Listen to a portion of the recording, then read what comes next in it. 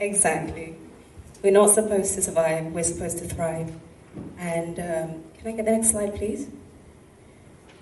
So this is a quote by a very famous psychiatrist, Dr. Henry Maudsley. You might know the hospital named after him. And he says, "The tears that we do not cry make other organs weep."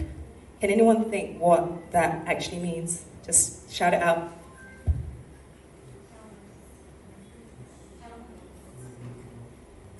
Exactly.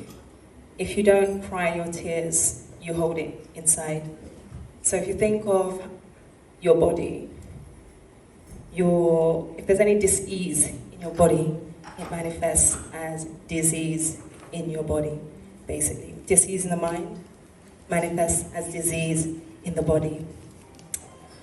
I always have this saying that when you look around, you see the walking wounded, because there are so many people in this world who are, I suppose, the result of their trauma that they've experienced. The trauma can be a small thing, but it can also be a very big thing. Now, for myself, when I was 11, I was molested by a family friend, and I'm no longer the walking wounded. And I think that my story is not unique. There are so many other people out there, probably even in this room, who've experienced certain things, whether it may be violence, some sort of abuse or something. But the thing is, most of the time, when you're functioning, you're kind of functioning subpar, you are programmed to behave a certain way. And for me, it manifested as people-pleasing and just kind of doing what people said. And so there's something called trauma response. Can I have the next slide, please? And so there come in a set of, there's a few. So you may have heard of fight or flight, which is the one that everyone hears, but there's a couple of others as well. So there's freeze and fawn. So the fighting, obviously, you get into defense mode, you're gonna fight. But here's the thing, when you've been through some kind of trauma, you're going to respond in the same way, so you're getting triggered. So something might have happened years and years and years ago, but you'll get triggered years later. There was one lady I worked with, 84 years old, and she was still getting triggered by something that her father did when she was 16. And then where you have the flight, which is to run away. So some people, that's what they do. Or you have the freeze, where you just stop and you don't do anything at all. What do I do? And then the fawn, which is the people-pleasing. But it manifests in so many different ways for so many different people. And it's really sad, because when I see pain in somebody, it's like I can't unsee it. I'll start talking to somebody, and within the first meeting already, I found out, okay, this is why. This is what happened.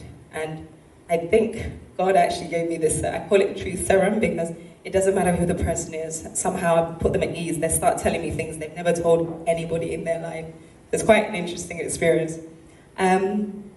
So I want to do a little bit of an exercise with you, because I want you to kind of just have that understanding of the connection between your mind, between your body.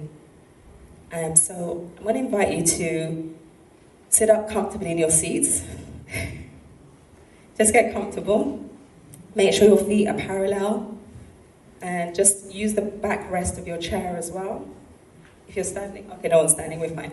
Okay, and then what I invite you to do is I invite you to close your eyes as well. Don't worry, keep an eye on your valuables, we're fine. Okay, and so what I want you to do is make sure your chin is parallel to the ground. And imagine you've got a string at the top of your head and it's stretching up towards the sky. I want you to just get really tall and comfortable. Relax your shoulders up and back in your seat. And then I want you to look straight ahead, but then I want you to drop your eyes so you look into the floor. And then I want you to close your eyes. Now that your eyes are closed, I just want you to take notice of the sensations. So just follow my instructions. First of all, I want you to notice the ground beneath your feet and how solid it is and supporting you. Then I want you to notice the chair underneath your bottom supporting you, and the chair at your back supporting you. Notice the weight of your hands in your lap. Maybe you're holding something in your hands. Just notice that as well. And then I want you to notice the temperature of the air around you. And then you might feel a breeze. And then I want you to also you can hear my voice, so just pay attention to my voice, but you can hear other sounds in the room. There may be some shuffling, different things going on. And then I want you to take your awareness now to your nose and your breath. As you're breathing in, breathe into your nose. As you breathe out, notice the air coming out of your nose. Maybe you notice the difference in temperature as the air goes in, as the air comes out. Cool on the way in, warm on the way out. And as you breathe, when you breathe in, are you noticing where the air is going? Does it go into your chest, or do you feel your belly expanding and it's filling up there? And then I want you to just, out of 10, notice your emotions. 10 being, I feel wonderful, I feel amazing. 2 being, not so great. Just register that in your mind. Then I want you to notice your body. Energy-wise, 10 being, I feel amazing, I could bounce up and down on a trampoline. 2 being, feeling a bit, I'm pushing through, it's not so easy. And just noticing the difference. And then taking that awareness again, back to your body, and noticing, are there any aches and pains anywhere in your body, starting from your feet to your head? Maybe in the hips, knees, shoulders. What do you notice? If it's sitting in the shoulders, maybe you've got too much work on your hands right now, so you're very, very busy, and you've got a lot, and you're feeling overwhelmed. I'm going to say a few words, and each time you hear the word, I want you to notice what happens inside your body as I say the word. Joy, happiness, laughter, kindness, fear, hate, anger, worry, sadness, pain, contentment, calmness, floating, faith, healing, happiness, joy, joy. Just take note of how your body felt. Maybe you noticed a change in your heart rate. Maybe it changed and wasn't so good when I said the negative words. Just register that. And when you're ready, I invite you to open your eyes once again. Is anyone willing to share how they felt during that exercise? Anyone? Sure. Okay, go for it.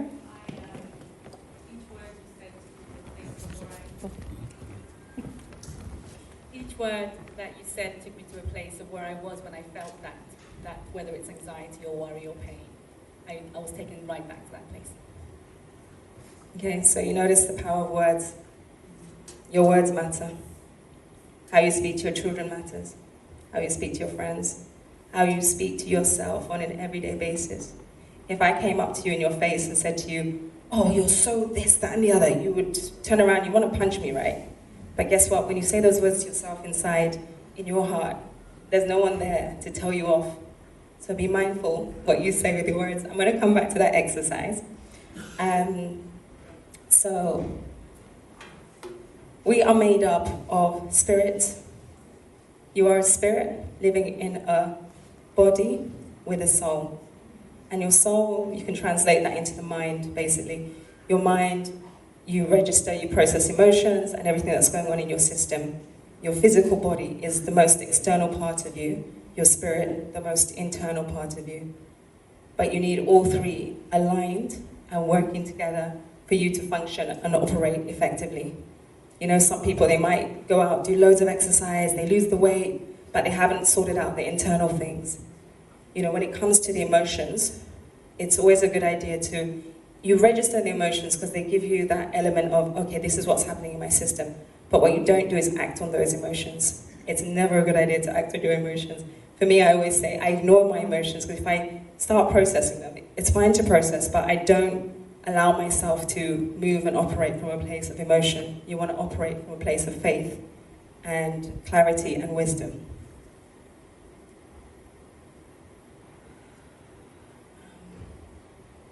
So when we think about healthcare, we're all here looking at healthcare, ubuntu. Health is wealth. You could be the richest person in the world, most wealthy person financially, but if you don't have your health, it is a problem. It's a problem. And, you know, I was loving what the teledoctors do. I'm actually going to have a chat with her later about the centers.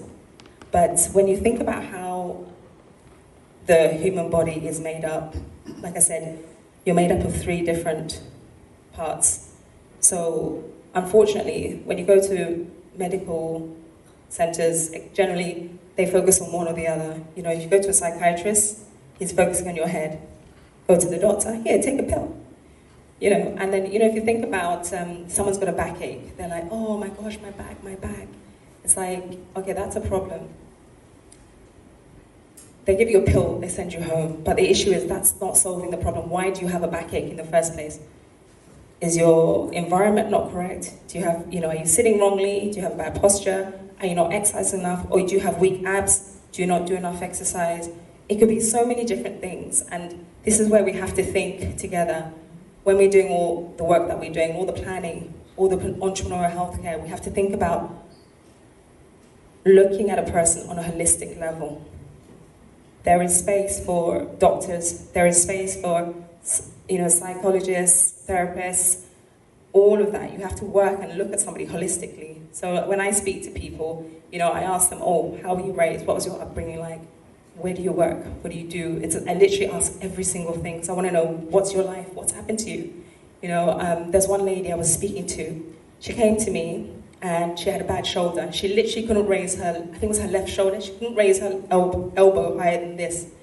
And I said to her, what happened? She said, nothing, I didn't have an injury, it just started hurting one day. I was like, okay, that doesn't make sense. I was seeing her in December, and she had the injury, I think in July time, so summer holidays. Okay, she had a son, school holidays. Okay, what happened during the school holidays? One, she was living abroad, she's away from her family, she doesn't have anyone, she's a single parent, so there's not really that much support for her.